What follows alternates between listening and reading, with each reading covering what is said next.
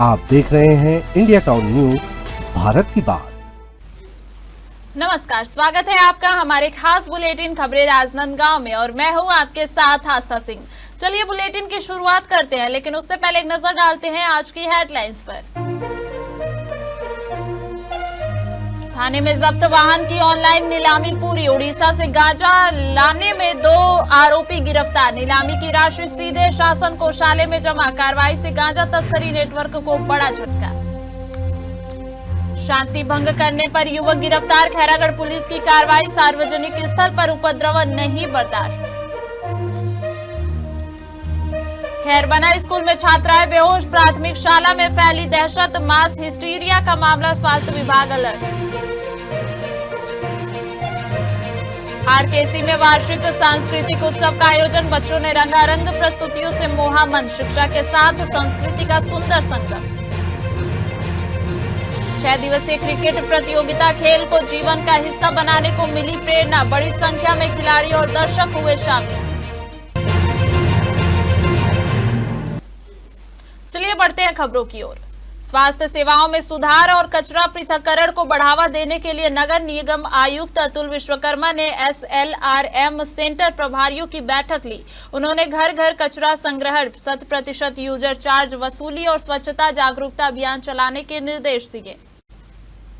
बैठक में आयुक्त ने कहा कि गीला और सूखा कचरा अलग अलग डिब्बों में ही जमा किया जाना चाहिए और नागरिकों को इसके लिए जागरूक किया जाए। प्रभारियों ने बताया कि समझाइश से लोग कचरा पृथक करने लगे हैं, लेकिन कुछ यूजर चार्ज नहीं देते। आयुक्त ने सभी सुपरवाइजर्स को इसका सर्वे कर सूची बनाने और जागरूकता फैलाने का निर्देश दिया। इस बैठक में कार्यपालन अभियंता, स्वास्थ्य अधिकारी, मिशन क्लीन सिटी सहायक प्रभारी और SLRM सेंटर प्रभारी उपस्थित रहे।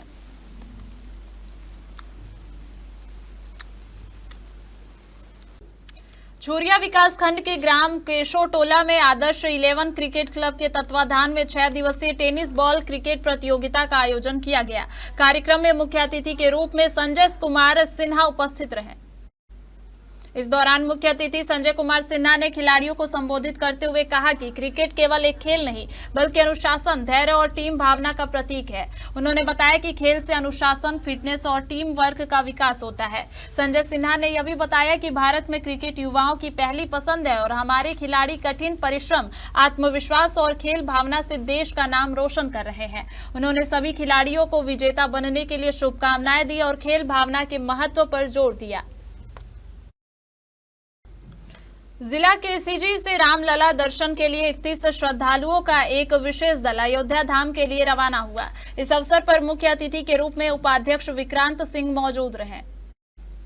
जिला प्रशासन की ओर से मुख्य कार्यपालन अधिकारी प्रेम कुमार पटेल और परियोजना अधिकारी सहित अन्य अधिकारी एवं कर्मचारी कार्यक्रम में मौजूद थे। कार्यक्रम के दौरान दर्शनार्थियों को तिलक लगाकर स्वागत किया गया। अतिथियों ने अपने संबोधन में श्रद्धालुओं से जिले की सुख, समृद्धि, शांति और खुशहाली के लिए भगवान राम से प्रार्थना करने का निवेदन किया और दर्शनार्थियों को सम्मानपूर्वक बस में बैठाकर हरी झंडी दिखाकर रवाना किया गया। जिले के छुई खदान विकास खंड अंतर्गत शासकीय प्राथमिक शाला खैरबना में बीते एक सप्ताह से छात्राओं के बार बार बेहोश होने की घटनाओं ने क्षेत्र में चिंता का माहौल बना दिया है। विशेष रूप से तीसरी कक्षा की छात्राएं स्कूल परिसर में प्रवेश करते ही अचानक बेसुध होकर गिर रही हैं। अब तक दर्जनों छात्राएं इस घटना से प्रभावित हो चुकी हैं, जिससे स्कूल में भय और अनिश्चितता का माहौल बन गया है। घटना की जानकारी मिलते ही स्वास्थ्य विभाग द्वारा प्रभावित छात्राओं की जांच कराई गई। डॉक्टरों के अनुसार अब तक की गई ब्लड जांच और अन्य प्राथमिक चिकित्सीय परीक्षणों में किसी प्रकार की शारीरिक बीमारी या संक्रमण के संकेत नहीं मिले हैं। सभी रिपोर्ट सामान्य पाई गई हैं। मामले की गंभीरता को देखते हुए कलेक्टर ने स्वयं स्कूल पहुंचकर निरीक्षण किया और संबंधित अधिकारियों से जानकारी ली। कलेक्टर ने BMO को निर्देश दिए कि प्रभावित छात्राओं की मनोवैज्ञानिक जाँच कराई कराई जाए। इसके बाद छात्राओं को सिविल अस्पताल खैरागढ़ लाया गया। स्वास्थ्य विभाग के प्रारंभिक आकलन में इसे मास हिस्टीरिया यानी सामूहिक मानसिक प्रभाव का मामला बताया गया है। चिकित्सकों के अनुसार डर, तनाव और आशंका के कारण बच्चे एक एक दूसरे को देखकर समान लक्षण महसूस करने लगते हैं, जिससे इस तरह की घटनाएं सामने आती हैं। फिलहाल प्रशासन और स्वास्थ्य विभाग की पूरी तरह सतर्क है। विस्तृत जांच रिपोर्ट आने के बाद ही स्थिति को लेकर कोई स्पष्ट निष्कर्ष सामने आ सकेगा। हमारा जो छुई कदम ब्लॉक में ग्राम खैर बना है, वहाँ पर जो प्राथमिक शाला है और मिडिल स्कूल भी साथ में एक ही कैंपस में है। वहाँ पर पिछले 3 से 4 दिन में जो स्कूली बच्चे हैं, स्पेशली प्राथमिक शाला के जो कन्या जो छात्राएं हैं, उनका जैसे देखा जा रहा है कि वो स्कूल आते हैं और कुछ देर में उन लोग जैसे बेहोशी की स्थिति उनमें निर्मित हुई। किसी दिन 4, किसी दिन 2-3 ऐसे। आज भी जैसे कलेक्टर साहब हम लोग सब दौरे में गए थे, उसमें देखा गया कि 2 बच्चियां थी और उन लोग की स्थिति जैसे बेहोश टाइप की थी। तो उस समय तत्काल जैसे कि पिछले दिन भी स्वास्थ्य टीम थी, उन्होंने पूरे जितने भी बच्चे लोग इस तरीके से जिनको दिक्कत आ रही है उनका उन्होंने पूरा डॉक्टरी जांच किया है। तो उसमें जो कोई भी जैसे खून जांच है इसमें कोई दिक्कत नहीं आई, लेकिन डॉक्टर लोग का प्रारंभिक रूप से कहना है कि ये मास हिस्टीरिया हो सकता है। जैसे बच्चे लोग कोई बच्चा रहता है किसी चीज़ को देख के उसको अगर कोई जैसे डरावने टाइप का लगा होगा, उसको जैसे बच्चों के साथ शेयर करते हैं, तो वाकई में भी इस प्रकार की चीज़ें आ जाती हैं। खैरागढ़ थाना पुलिस ने सार्वजनिक स्थानों पर शांति व्यवस्था बनाए रखने के लिए कड़ी कार्रवाई करते हुए शासकीय शराब दुकान के पास उपद्रव करने वाले युवक को गिरफ्तार कर जेल भेज दिया है। पुलिस के अनुसार 16 दिसंबर 2025 को शराब दुकान के पास हंगामा करने और आम नागरिकों को परेशान करने की सूचना मिलने पर पुलिस टीम तुरंत मौके पर पहुंची। कार्रवाई के दौरान फनीस उर्फ अमन रजक को गिरफ्तार कर जेल भेजा गया है। इस कार्रवाई से पुलिस ने स्पष्ट किया है कि सार्वजनिक शांति भंग करने वालों के खिलाफ भविष्य में भी ऐसे ही कड़ी कार्रवाई जारी रहेगी। छत्तीसगढ़ के मोहला मानपुर में पुलिस ने सड़क सुरक्षा के लिए एक अनोखी पहल शुरू की है। अब सिर्फ चालान काटने तक सीमित नहीं रहकर पुलिस एक्सीडेंट का शिकार हुई गाड़ियों को जनता के सामने रखकर उन्हें सचेत कर रही है। यह कदम प्रदेश में सड़क सुरक्षा के लिए पहली बार उठाया गया है। आपको बता दें कि मानपुर बस स्टैंड के पास यात्री प्रतीक्षालय की छत पर नजरें डालें तो वहां कबाड़ हो चुकी गाड़ियां दिखाई देती हैं। पुलिस ने इन्हें ऊंचे प्लेटफॉर्म पर इसलिए रखा है ताकि सड़क से गुजरने वाला हर व्यक्ति देख सके कि एक छोटी सी गलती का परिणाम कितना गंभीर हो सकता है। गाड़ियों के पास बड़े पोस्टरों के जरिए संदेश दिया गया है, सावधानी ही बचाव है। जिले के पुलिस अधीक्षक का कहना है कि इस अनोखी पहल का मकसद सड़क हादसों में होने वाली मौतों को रोकना है। उन्होंने बताया कि जब लोग इन टूटी हुई गाड़ियों को देखते हैं तो उन्हें खुद एहसास होता है कि ओवर स्पीड, शराब पीकर गाड़ी चलाना या हेलमेट न पहनना कितना भारी पड़ सकता है। हमारा उद्देश्य डराना नहीं बल्कि लोगों को की जान की परवाह करना है। मानपुर चौक में 2 एक्सीडेंटल बाइक हमने प्रदर्शित किया है। ये लोगों में मैसेज देने की कोशिश किया है पुलिस ने कि कभी भी ओवर स्पीडिंग न करें, कभी भी नशे की हालत में वाहन न चलाएं, हमेशा सुरक्षा की दृष्टिकोण से हेलमेट पहनें और कभी भी ट्रिपल राइडिंग न करें। लोगों के अंदर ये स्वतः मन में उठे कि जो है अगर हम जो है ओवर स्पीडिंग करेंगे या हेलमेट का इस्तेमाल नहीं करेंगे या फिर जो है ट्रिपल राइडिंग करेंगे या शराब के नशे की हालत में वाहन चलाएंगे तो हमारा भी आगे यही हाल होना है। तो मैं उम्मीद करता हूं कि लोग स्वतः प्रेरणा लेकर जो है जो ट्रैफिक के नियम हैं उनका जो है पालन करेंगे और अपना भविष्य सुरक्षित रखेंगे। ये पुलिस द्वारा यातायात के लिए बहुत अच्छी पहल है। इससे जागरूकता आम जनता के बीच में फैल रही है। जो भी मानपुर आता है और इसको देखता है तो एक सीख लेके जाता है कि हम बिना हेलमेट, बिना सीट बेल्ट और स्पीड चलाएंगे तो ये हमारी गाड़ी के साथ साथ हमारी भी दुर्दशा ऐसे ही होगी। ये मानपुर पुलिस और मोहला मानपुर अम्बागढ़ चौकी जिले के पहल से बहुत अच्छा शुरुआत हुआ है। राजनांदगांव पुलिस ने अवैध गांजा तस्करी के खिलाफ एक बड़ी कार्रवाई करते हुए थाना बोरतलाव में जब्त वाहन की नीलामी पूरी कर ली है। आपको बता दें कि यह वाहन 30 मार्च 2025 को उड़ीसा से गांजा लाकर मध्य प्रदेश के सागर जिले में बेचने के लिए प्रयोग किया जा रहा था, जहां पुलिस ने मौके पर 2 आरोपियों संतोष पाल और दिलावर अली को गिरफ्तार किया था। जांच के दौरान फरार आरोपियों आमिर और काले बहादुर को भी पकड़ लिया गया, जिसके बाद वाहन और गांजा सहित मामले की पूरी जांच कर आरोपियों के खिलाफ न्यायालय में मामला दर्ज किया गया। जब्त वाहन की नीलामी जिला दंडाधिकारी के निर्देश पर बनाई गई समिति और MSTC लिमिटेड के माध्यम से ऑनलाइन की गई। वाहन को 4,92,911 रुपए में बेचा गया। नीलामी से मिली राशि सीधे शासन के कोषालय में जमा कराई गई। इस कार्रवाई से गांजा तस्करी के नेटवर्क को काफी नुकसान पहुंचा है और पुलिस ने इस दिशा में प्रभावी सफलता हासिल की है। राजनांदगांव सतनाम भवन में गुरु घासीदास की 269वीं जयंती बड़े उत्साह और श्रद्धा के साथ मनाई गई। इस अवसर पर छत्तीसगढ़ के पूर्व मुख्यमंत्री भूपेश बघेल सहित कई गणमान्य मौजूद रहे। उन्होंने गुरु घासीदास द्वारा दिए गए मनखे मनखे एक समान के संदेश को याद किया और सामाजिक समरसता, शांति और समानता पर जोर दिया। समारोह में डोंगरगढ़ विधायक हर्षिता स्वामी बघेल और सतनामी समाज के वरिष्ठ पदाधिकारीगण भी मुख्य रूप से उपस्थित रहे। उपस्थित जनों ने गुरु घासीदास की शिक्षाओं को याद करते हुए उन्हें स्मरण किया। इस मौके पर भूपेश बघेल ने मीडिया से बातचीत में भाजपा सरकार पर जमकर हमला बोला। उन्होंने धान खरीदी समेत अन्य सामाजिक और आर्थिक मुद्दों को उठाया और जनता की परेशानियों को सरकार के सामने रखा। भूपेश बघेल ने कहा कि प्रदेश की जनता कई समस्याओं का सामना कर रही है, जिनमें धान की उचित कीमत न मिलने, बेरोजगारी और सरकारी योजनाओं की क्रियान्वयन में हो रही देरी प्रमुख है। उन्होंने भाजपा सरकार की नीतियों की आलोचना करते हुए कहा कि जनता की उम्मीदों पर खरा उतरना वर्तमान सरकार की जिम्मेदारी है। छत्तीसगढ़ में गुरु घासीदास जयंती पखवाड़ा की शुरुआत हो चुकी है। उसकी पूरी संध्या में राजनांदगांव में शोभा यात्रा निकाली गई और हजारों नर नारी उसमें शामिल हुए और पूरे प्रदेश में इस प्रकार से शहरों में देख रहे हैं कि शोभा यात्रा निकाली जा रही है। तो एक उत्सव का पर्व रहता है, उसमें शामिल होने में भी आया हूं और अभी सतनाम भवन में इसका कार्यक्रम होगा, हम सब शामिल होंगे। और गुरु घासीदास जी की जो संदेश है, मनखे मनखे एक समान, जो सबसे बड़ा संदेश मानवता के लिए संदेश है और सत्य के रास्ते में चलने की बात उन्होंने कही। और देखिए, साधु संत जितने भी हैं वो सत्य की बात करते हैं। राजनांदगांव पुलिस ने अवैध शराब के खिलाफ बड़ी सफलता हासिल करते हुए बिक्री से पहले ही एक संगठित शराब तस्करी नेटवर्क का भंडाफोड़ किया है। डोंगरगढ़ पुलिस और साइबर सेल की संयुक्त कार्रवाई में मध्य प्रदेश निर्मित शराब को छत्तीसगढ़ में खपाने की साजिश को समय रहते नाकाम कर दिया गया।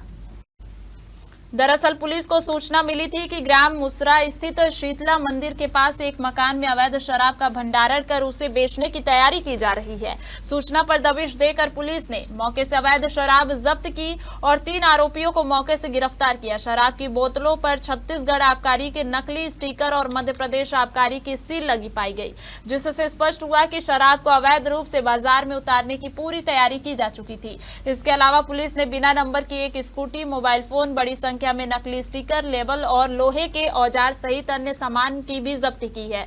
पुलिस के अनुसार मुख्य आरोपी के खिलाफ पहले से ही आबकारी अधिनियम के तहत 4 प्रकरण दर्ज हैं। मामले की गंभीरता को देखते हुए अब इस पूरे नेटवर्क की संगठित अपराध के तहत जांच की जा रही है। जिला पुलिस ने शराब पर बड़ी कार्रवाई करते हुए लगभग 7 पेटी शराब, 63 लीटर शराब जब्त किया है डोंगरगढ़ के मुसरा से। इसमें 3 आरोपियों को गिरफ्तार किया गया है, जिसमें 2 स्थानीय है और एक महाराष्ट्र देवरी से गिरफ्तार किया गया है। घटनाक्रम इस प्रकार है कि जब शराब इनसे जब्त किया गया तो शराब के साथ में स्टिकर भी मिला है। स्टिकर जो है एक गोवा ब्रांड का है और एक जम्मू ब्रांड का स्टिकर इनसे जब्त किया गया है, जिसकी संख्या इस प्रकार से 1860 नग जम्मू ब्रांड का और 85 नग जो है गोवा ब्रांड के स्टिकर की पत्ती इनसे जब्त की गई है। ये मध्य प्रदेश से शराब लाकर उस शराब को लेवल को हटाकर जो है छत्तीसगढ़ का लेवल लगाते थे और यहाँ पर बेचते थे। वक्त हो चुका है एक छोटे से ब्रेक का। बने रहिए इंडिया टाउन न्यूज के साथ। कभी कभी चेहरे का छुपा दर्द दुनिया नहीं देख पाती है। दाग, मुहासे, झाइयां सब आपके आत्मविश्वास को कम कर देता है, पर अब नहीं, क्योंकि Rukhsana glow and fair face pack जो दे आपकी स्किन को वो प्यार जो सिर्फ प्रकृति दे सकती है। हर लेयर को साफ करे, हर दाग को करे हल्का और आपकी मुस्कान फिर से लौटाए। Because you deserve to glow naturally. Rukhsana herbal beauty product Amazon, Meesho और फ्लिपकार्ट में भी उपलब्ध। कभी अमीन मोटर्स उड़ान ई रिक्शा छत्तीसगढ़ का नंबर 1 ई रिक्शा शोरूम, जहां आपको सभी प्रकार के ई रिक्शा के वैरायटीज उपलब्ध मिलेंगे। हमारा ई रिक्शा काफी मजबूत है और ये सालों साल चलता है, तो आज ही घर ले आइए आरटीओ इंश्योरेंस के साथ। हमारा पता है अमीन मोटर्स, प्यारेलाल चौक, जीई रोड, न्यायालय के पास, राजनांदगांव। 9827174038 7724047008। राजनांदगांव से आज एक खास धार्मिक यात्रा का शुभारंभ हुआ, जिसमें लगभग 850 तीर्थ यात्री अयोध्या और काशी विश्वनाथ के दर्शन के लिए रवाना हुए। इस योजना के तहत राजनांदगांव रेलवे स्टेशन से यात्रियों की ट्रेन यात्रा शुरू हुई। यात्रा में दुर्ग और बस्तर संभाग के श्रद्धालु भी शामिल हुए। आपको बता दें कि प्रदेश के मुख्यमंत्री विष्णुदेव साय की पहल पर छत्तीसगढ़ सरकार ने श्री राम लला अयोध्या धाम दर्शन योजना की शुरुआत की है। इस योजना के तहत प्रदेश के नागरिकों को न केवल प्रभु श्री राम के दर्शन का अवसर मिलता है, बल्कि अयोध्या धाम और काशी विश्वनाथ की निःशुल्क यात्रा का भी प्रबंध किया गया है। ट्रेन को हरी झंडी दिखाते हुए पर्यटन मंडल के अध्यक्ष नीलू शर्मा ने तीर्थ यात्रियों को यात्रा के लिए शुभकामनाएं दी। आज राजनांदगांव से दुर्ग संभाग और बस्तर संभाग के श्रद्धालुगण रामलला के दर्शन हेतु यहाँ से रवाना हुए हैं। यहाँ के सारे वरिष्ठ जन, महापौर सहित सारे लोगों ने उन श्रद्धालुओं को हरी झंडी दिखाकर राजनांदगांव के स्टेशन से उनको विदाई किए हैं। यह यात्रा जो है वो राजनांदगांव में दुर्ग और बस्तर संभाग की 6वीं जो ट्रेन है इस सत्र की, और इसमें 850 से अधिक यात्री इस यात्रा में गए हैं। रामलला दर्शन, काशी विश्वनाथ जी के दर्शन और माननीय हमारे मुख्यमंत्री जी श्रवण कुमार बन के छत्तीसगढ़ के उन छत्तीसगढ़ वासियों को काशी विश्वनाथ जी के और रामलला जी के दर्शन जो है वो लगातार करा रहे हैं। भगवान बिरसा मुंडा की 150वीं जयंती के अवसर पर जनजाति सुरक्षा मंच के तत्वाधान में देश भर के अनुसूचित जनजाति समाज को एकजुट करते हुए नई दिल्ली में एक विशाल सांस्कृतिक एवं जनजाति महाजुटान रैली आयोजित करने का ऐलान किया गया है। यह रैली मई 2026 में आयोजित की जाएगी और इसमें देश की 755 अनुसूचित जनजातियों से जुड़े लाखों प्रबुद्ध जन हिस्सा लेंगे। रैली का मुख्य उद्देश्य संविधान के अनुच्छेद 342 में संशोधन की मांग को केंद्र सरकार के समक्ष रखना है। इस विषय पर राजनांदगांव में 3 दिवसीय राष्ट्रीय कार्यशाला का समापन हुआ। कार्यशाला में सर्वसम्मति से निर्णय लिया गया कि मांग को लेकर मई 2026 में दिल्ली में विराट जनजाति महाजुटान रैली आयोजित की जाएगी। जनजाति सुरक्षा मंच का कहना है कि इस रैली के माध्यम से जनजाति समाज के साथ हुए ऐतिहासिक अन्याय को समाप्त करने और उनकी सांस्कृतिक पहचान की सुरक्षा के लिए सशक्त संदेश दिया जाएगा। तो बार बार यही बता रहा हूँ कि हमारा जो राजनांदगांव में जो कार्यशाला हुआ पूरे देश के प्रतिनिधि आए और हम लोगों ने तय किया जनता की भावनाओं के अनुसार कि जब तक सरकार के पास नहीं जाएंगे, आवाज जब तक नहीं उठाएंगे, तब तक ये बात को कौन सुनाएगा। और लोकतंत्र में जनता का ताकत होता है और जनता का ताकत होता है, तो हमने उस हथियार को अपने हाथ में लिया और सारे लोग मिलकर के पूरे देश में ये तय हुआ कि 5 से 10 हजार लोग और दिल्ली जाएंगे। 22 तारीख को आंदोलन होगा। जनजाति सुरक्षा मंच की केंद्रीय टोली में आज यहाँ 3 दिवस की कार्यशाला थी। पूरे देश से हमारे 200 कार्यकर्ता आए थे। क्योंकि 2006 से हम ये लड़ाई लड़ रहे हैं। ऐसे लोग जो या तो मुस्लिम हो गए हैं या ईसाई हो गए, उनके मुस्लिम और ईसाई होने पे हमें कोई लड़ाई नहीं, लेकिन उन्होंने अपना एक स्टेटस बदल दिया है। और ऐसे लोग आज भी जो है 75 वर्षों से जनजाति समाज का लाभ ले रहे हैं अपनी पहचान खोने के बाद भी। और हमारे जनजाति समाज का 97% जो रिजर्वेशन का फायदा वो उठा ले रहे हैं, और बाकी 97% लोग जो है ज्यों के त्यों बैठे। तो हमारी केवल ये केंद्र सरकार से मांगे कि आर्टिकल 342 में ये संशोधन हो कि जो अपनी पहचान खो चुका है, क्रिश्चियन हो गया, मुस्लिम हो गया, उसको इसका लाभ न दे, वो अल्पसंख्यक का लाभ ले। बस इतनी हमारी तैयारी है। और करीब करीब 10 लाख लोग हम जो है दिल्ली में मई माह में जाएंगे यहाँ से, और पूरे देश से सारे जो 750 जनजाति है, हर जनजाति का प्रतिनिधि, हर जनजाति का युवा, हर जनजाति की महिला दिल्ली जाएगी। राजनांदगांव के आरकेसी रॉयल किड्स कॉन्वेंट परिसर में वार्षिक सांस्कृतिक उत्सव का आयोजन किया गया। कार्यक्रम का उद्देश्य शिक्षा के साथ साथ संस्कृति के संरक्षण और संवर्धन को बढ़ावा देना रहा। उत्सव की शुरुआत मां सरस्वती की पूजा अर्चना एवं दीप प्रज्वलन के साथ की गई। इस अवसर पर विद्यार्थियों ने नृत्य, गीत, नाटक, कविता पाठ और लोक सांस्कृतिक प्रस्तुतियों के माध्यम से अपनी प्रतिभा का शानदार प्रदर्शन किया। रंगारंग प्रस्तुतियों ने दर्शकों का मन मोह लिया और पूरे परिसर को उत्सवमय बना दिया। कार्यक्रम में उपस्थित अतिथियों ने विद्यार्थियों की सराहना करते हुए कहा कि शिक्षा के साथ सांस्कृतिक गतिविधियां बच्चों के सर्वांगीण एवं व्यक्तित्व विकास में महत्वपूर्ण भूमिका निभाती हैं। कार्यक्रम के अंत में उत्कृष्ट प्रदर्शन करने वाले विद्यार्थियों को पुरस्कार प्रदान कर सम्मानित किया गया।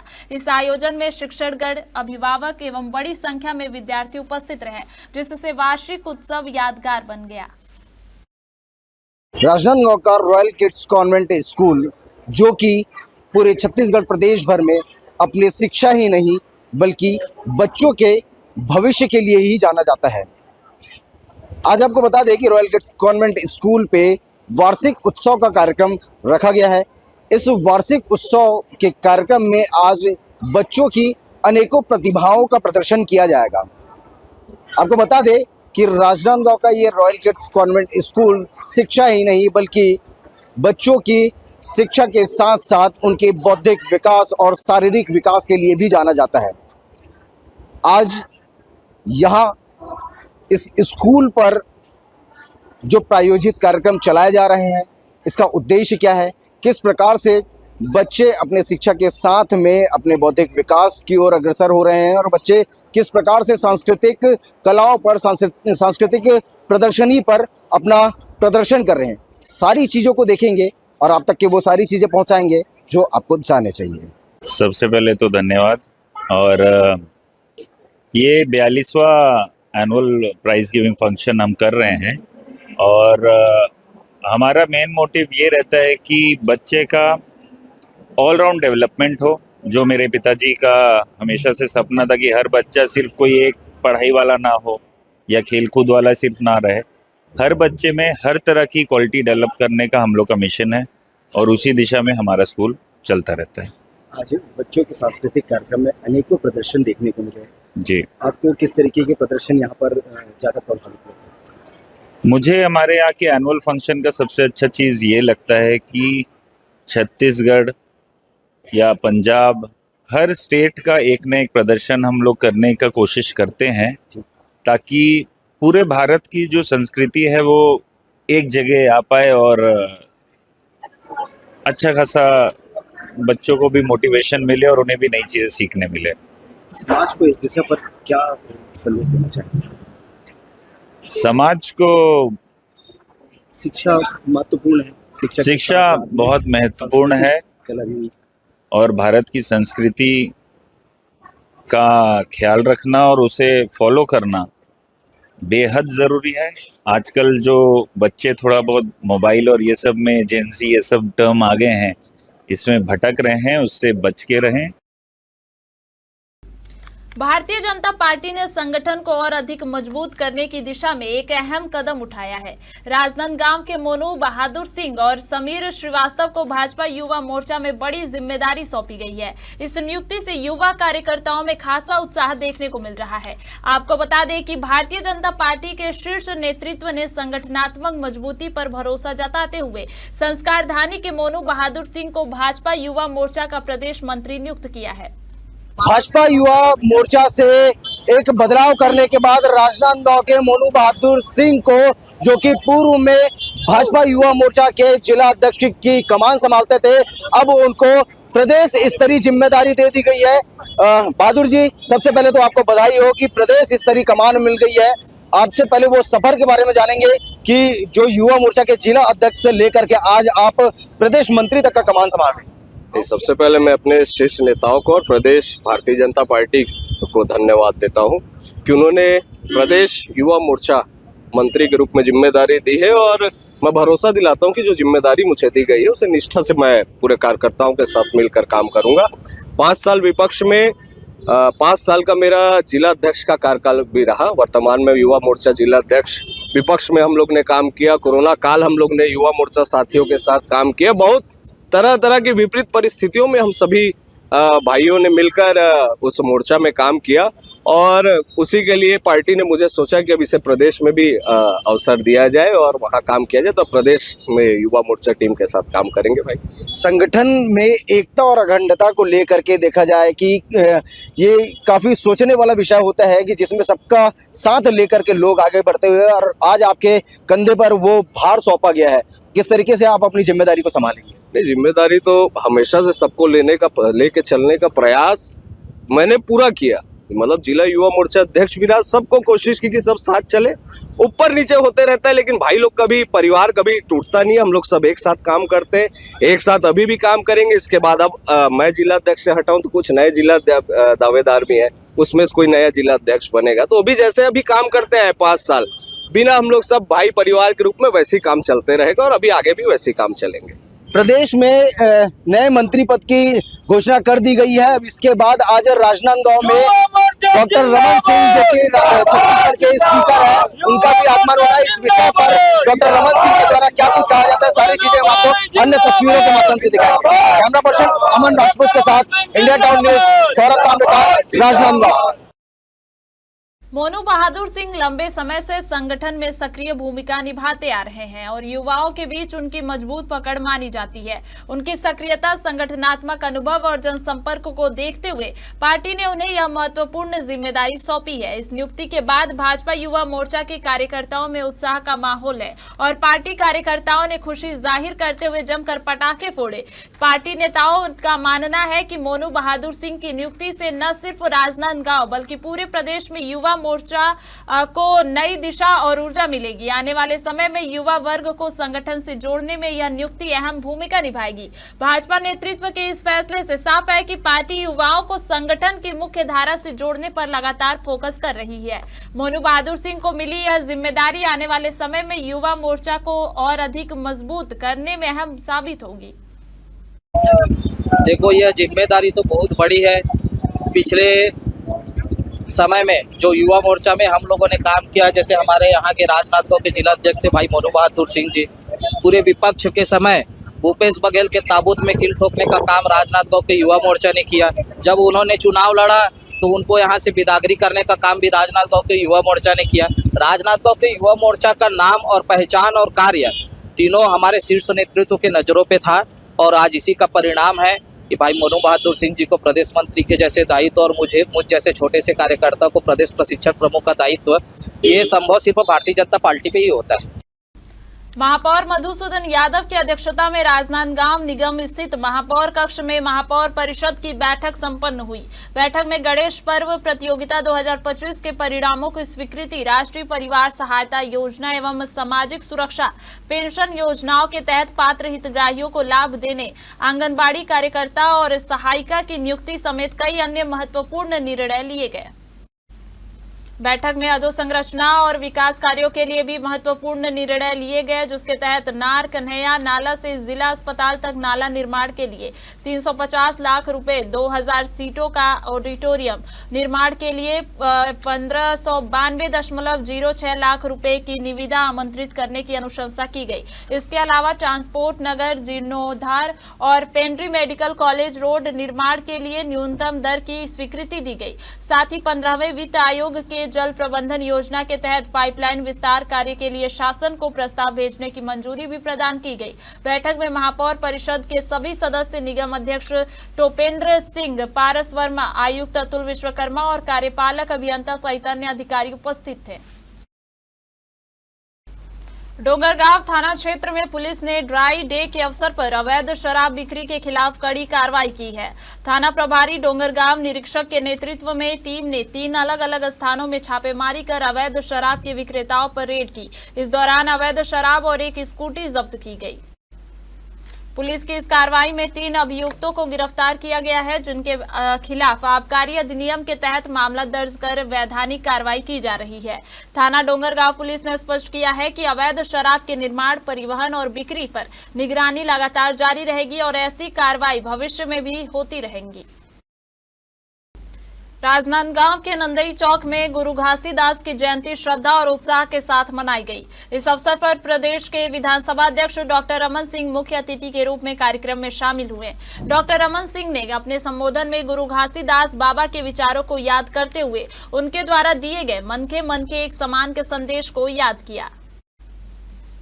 डॉक्टर सिंह ने बताया कि गुरु घासीदास बाबा की जन्मभूमि और तपोभूमि गैरी गिरौदपुरी में दुनिया का सबसे ऊंचा जैतखाम स्थापित किया गया है। इसकी ऊंचाई 243 फीट 77 मीटर है, जो दिल्ली की कुतुब मीनार से भी अधिक है।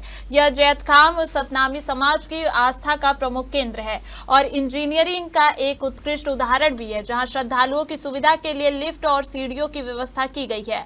डॉक्टर रमन सिंह ने बताया कि गुरु घासीदास बाबा का जीवन सत्य, अहिंसा और सामाजिक समरसता का प्रतीक है और उनके विचारों को अपनाकर ही एक मजबूत और सकारात्मक समाज का निर्माण किया जा सकता है।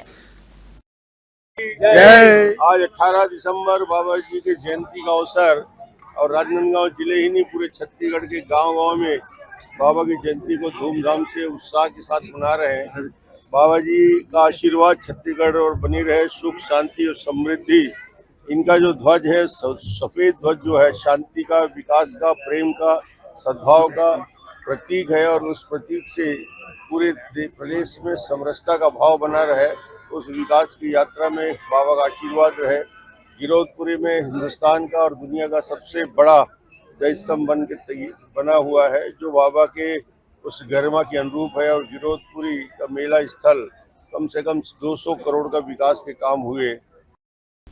प्रदेश कांग्रेस के आह्वान पर नेशनल हेराल्ड मामले के विरोध में जिले में कांग्रेस कार्यकर्ताओं ने भाजपा कार्यालय का घेराव करने का प्रयास किया, जिसे पुलिस ने कड़ी सुरक्षा के बीच विफल कर दिया। दरअसल जिला कांग्रेस अध्यक्ष कोमल साहू के नेतृत्व में कांग्रेस कार्यकर्ता पिपरिया क्षेत्र में एकत्र हुए और भाजपा कार्यालय की ओर बढ़े, लेकिन पहले से तैनात भारी पुलिस बल ने बैरिकेडिंग कर उन्हें रोक लिया।